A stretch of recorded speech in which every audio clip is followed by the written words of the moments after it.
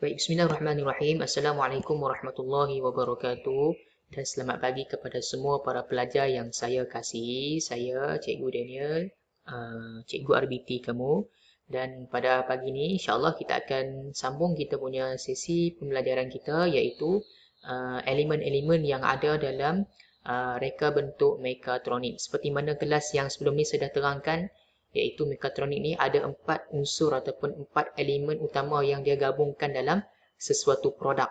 Okey, yang pertamanya kita ada elektrik, yang keduanya mechanical, yang ketiganya elektronik dan yang keempatnya ialah kawalan dan pengaturcaraan. So, kelas kita pada hari ini ialah kita nak tahu benda apa yang dikatakan dengan elemen tu. Okey, elektrik tu apa dia, mechanical tu apa dia, elektronik tu apa dia, kawalan dan pengaturcaraan tu apa dia. So kita nak tengok benda dia berserta dengan contoh. Okey, ringkas je hari ni. Baik, so yang pertama sekali kita pergi kepada elektrik. Okey, sistem elektrik. Apakah itu sistem elektrik? Iaitu merujuk kepada sistem yang menggunakan arus elektrik. Dalam apa sistem elektrik kan? So dia menggunakan arus elektrik, sama ada arus terus ataupun kita panggil sebagai AT ataupun arus ulang-alik ataupun AU, singkatan dia sebagai sumber bekalan kuasa. Dulu masa kamu tingkatan 2 kamu dah belajar kan reka bentuk elektrik kan. Kamu ada belajar juga tentang arus. Okey, arus terus dengan arus ulang-alik. Arus terus ni apa dia?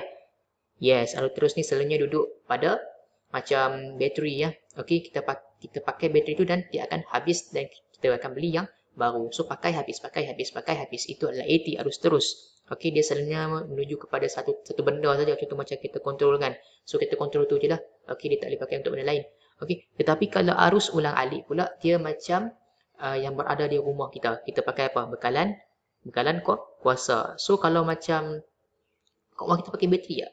Tak. Okey, kita guna arus ulang-alik. Daripada penyalin kuasa itu, dia akan sampai ke ataupun dia akan salurkan bekalan kuasa kepada rumah kita dan dia akan terus ulang. Okey, itulah arus terus dengan arus ulang-alik. Recap balik ya. Okey, yang membekalkan arus elektrik bagi membolehkan peranti mekatronik menjalankan fungsi yang ditetapkan. Okey, dia nak jalankan fungsi, so dia kena ada current. Okey, dia kena ada elektrik. Kalau elektrik dia tak boleh nak berfungsi ya. Menekankan keselamatan kedudukan peranti dalam litar dan sambungan litar. Okey, dalam kita nak membuat sistem elektrik ni, nak buat wiring apa semua tu, kita kena ada aspek keselamatan. Itu yang paling penting sekali. Okey, kedudukan peranti. Okey, tak boleh duduk dekat tempat yang terbuka. Kena letak dekat tempat yang sembunyi. Kalau kita letak tempat yang terbuka dalam sistem mekatronik ini, kalau orang pegang nanti akan jadi apa? Akan jadi short kan? Akan jadi kita kena renjatan. So bahaya. Okey, tengok contoh dia. So ini adalah elemen elektrik ya. Kita ada panel solar, kita ada pengawal pengecas solar, kita ada bateri dan kita ada kipas shielding automatik. Okey, itu pergi yang kedua pula iaitu sistem mechanical. Apa itu sistem mechanical? Iaitu gabungan beberapa komponen mechanical berfungsi sebagai penghantar untuk memindahkan suatu sumber gerakan motor kepada bentuk yang lain. Kalau kamu ingat balik masa kamu form 2 kamu ada belajar tentang reka bentuk mechanical kan. Okey, kamu ada belajar tentang gear, tentang apa nama ni, tali sawat dan sebagainya kan. So benda-benda itu akan digunakan dalam sistem reka bentuk mekatronik. Okey, sama ada membolehkan produk berfungsi, nak bergerak ataupun berputar. Sebagai contohnya yang ni kita panggil sebagai apa ni? Yes, itu adalah DVD, tempat nak masuk DVD dengan CD dia kan. Okey, so dalam DVD ni, alat optik ni, DVD ni ada apa? Ada tali sawat, nampak tali sawat dekat sini. Saya tunjuk ah. Mana saya punya mouse? Okey ni. Okey, so ni tali sawat, ini takal. Okey. Kemudian ini adalah gear, rak dan pina, nampak ni.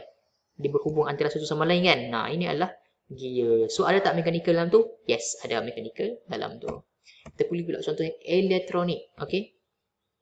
Susunan dan sambungan fizikal komponen elektronik dalam suatu litar bagi menjalankan operasi sesuatu sistem. Contoh komponen elektronik ialah perintang, diode, papan litar, switch, penderia, transistor, kapasitor, litar bersepadu dan lain-lain. Ini yang kamu dah belajar dalam reka bentuk elektronik. Ingat lagi tak? Input output tu. Okey. So ini adalah contoh bagi elektronik. So ada lampu LED, diode. Okey. Kemudian kita ada kapasitor. dan kita ada perintang. Ini kita panggil sebagai papan mikro, okey. Seterusnya ialah sistem kawalan dan pengatur caraan. Sistem kawalan tu apa dia? Iaitu sistem kawalan merupakan satu kaedah kawalan sistem yang digunakan untuk mengurus, mengarah atau mengawal atur tindakan bagi memastikan reka bentuk mekatronik berfungsi secara automatik. Itulah fungsi sistem kawalan, nak bagi produk mekatronik itu berfungsi secara auto. Contoh, kelas yang hari itu saya ada ceritakan antara contoh-contoh alatan ataupun produk mekatronik, apa dia contohnya? Yes, kita ada palang automatik kan. So dia automatik tak bila mana kita nak lalu dia buka tu? Yes, dia automatik. So ada sistem kawalan tak dalam tu? Yes, ada sistem kawalan dalam tu. So ini adalah contoh alatan dalam sistem kawalan yang digunakan. Macam mana benda tu boleh jadi cerdik ataupun macam ada otak. Inilah otak-otak dia. Okey, yang pertama kita ada papan Arduino. Okey, yang keduanya ialah magnet code. Okey, magnet code yang ketiga ni, ingat saya ini adalah microbit. Okey, betul lah, microbit. So ini adalah 3 jenis sistem kawalan. Semuanya benda menjalankan fungsi dia yang masing-masing. Okey, kalau tanya saya mana satu yang lagi baik, dia macam ni. Dia bukan mana satu lagi baik. Maksudnya semua ni ada fungsi dia yang tersendiri. Okey, ada benda yang microbit ni dia tak boleh nak menjalankan benda yang ada pada magnet code. So dia saling ada fungsi dia lah yang tersendiri. Okey. Dan yang terakhir ialah sistem pengatur caraan, iaitu proses untuk membangunkan atur cara komputer dengan menggunakan bahasa pengatur caraan. Okey, bahasa pengatur caraan seperti Java, Python, Visual Basic dan C++ lah. Okey, ini adalah kita panggil sebagai aplikasi lah. Okey.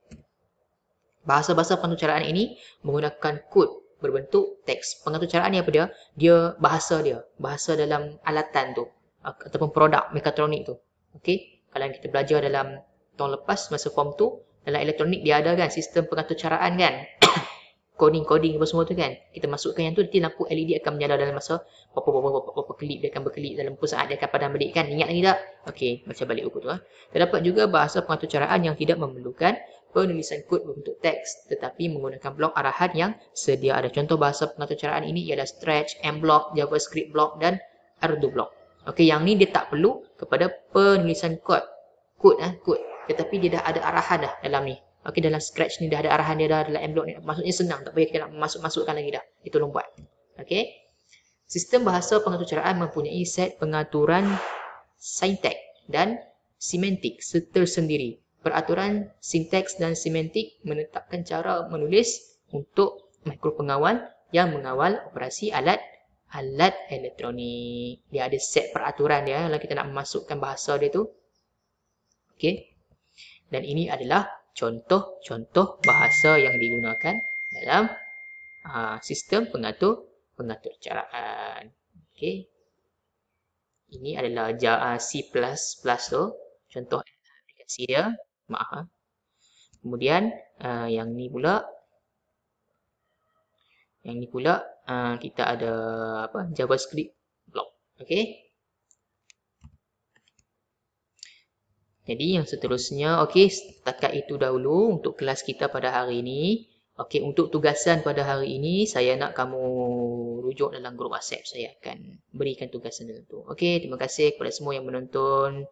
Kita jumpa untuk kelas yang akan datang. Okey, terima kasih. Assalamualaikum warahmatullahi wabarakatuh.